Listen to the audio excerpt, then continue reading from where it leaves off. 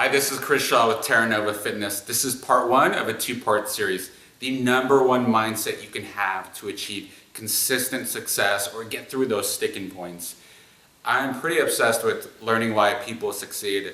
Read countless books, workshops, seminars, mentorships, coaching people over the years. There's a constant theme that comes up on why people succeed, how they can get consistent success, how they get through failure, obstacles, setbacks to get back on the path of achieving what they want. I'm currently reading this amazing book. It's called The Art of Learning, An Inner Journey to Optimal Performance. And the author had his life chronicled in the movie Searching for Bobby Fischer. YouTube it. Came out about 15-20 years ago. He became a Tai Chi world champion, a black belt in Brazilian Jiu-Jitsu, and currently he's a mental performance coach for some of the top venture capitalists, CEOs, and athletes in the world. This is somebody we should be learning from. And what can you get out of this? What's in it for you watching right now? You can apply this principle, this mindset, to achieve consistent success with your fat loss or fitness goals or get through sticking points, okay? In the book, obviously, it chronicles learning, but mastery and how to cultivate mastery and what the people at the top who achieve consistent success do and the mediocre people, what they're doing differently. In the book, it chronicles two different learning techniques or mindset. One is entity or identity oriented. And now, these types of people believe their success or failure is linked to an unalterable ingrained ability inside them. You hear these people talk like, crap, I suck at that race. I did horrible. I could never do anything right. Oh, I need to do this. What am I doing, right? This is a fixed mindset. And this gives rise to a downward spiral, aka self-sabotage. And what you get is inconsistent success and predictable failure. Then you have incremental or process-oriented. Some refer to this as mastery. And these types of people believe their success or failure is tied to hard work, learning and modifying and relying on a process. They believe they can get what they want incrementally, step by step. And this is a growth mindset. You have 360 degrees of vision. This gives birth to emotional intelligence, awareness, and you get, predictably, consistent, incremental, step-by-step movement in the desired direction you want to go in life.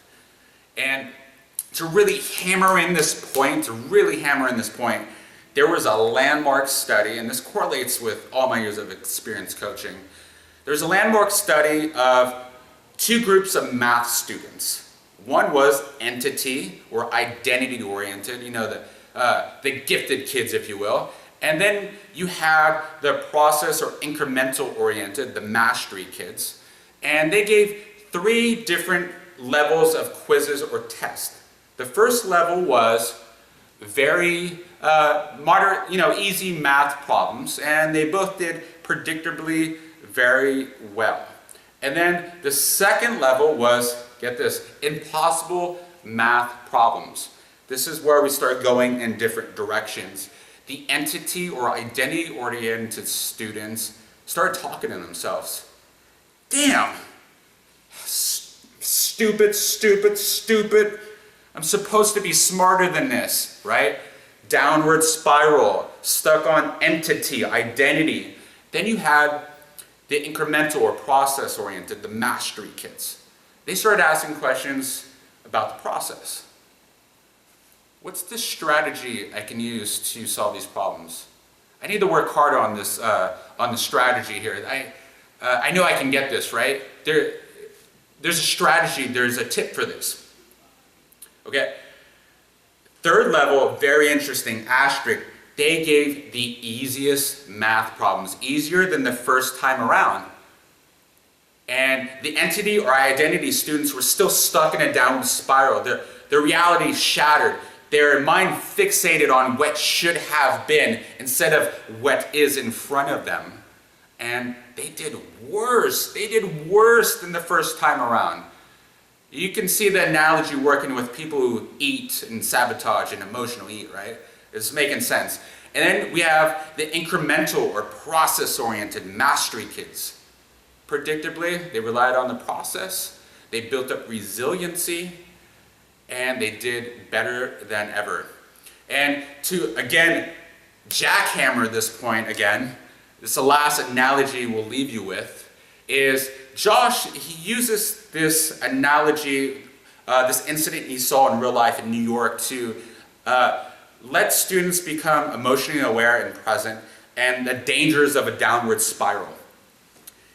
One day he saw this girl in her early 20s with a headset on, blasting music, and this is New York, a lot of traffic going on. She steps in incoming traffic.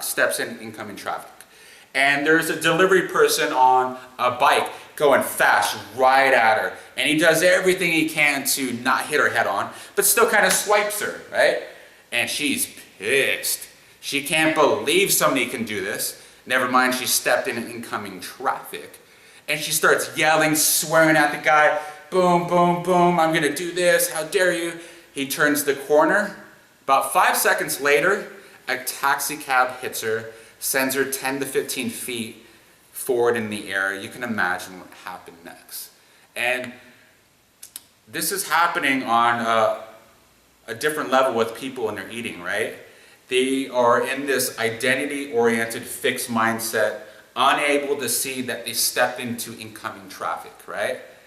Something hits them, whether it's somebody who puts food they don't or shouldn't have in front of them, or they mistake or they cheat on a meal, and they're so busy yelling at themselves, beating themselves up, stuck on their identity, that they don't notice the downward spiral of emotional eating, lacking on your goals, so on and so forth, right? So ask yourself this question: are you process-oriented or identity-oriented? Are you stepping into incoming traffic, right? Are you not aware of your surroundings, right? So in part 2, we're going to talk about specific strategies, right? How to cultivate this process-oriented mindset, how to get out of identity-oriented mindset, and strategies, questions you can do or ask yourself to cultivate this and sharpen that saw. So look forward to putting out part 2.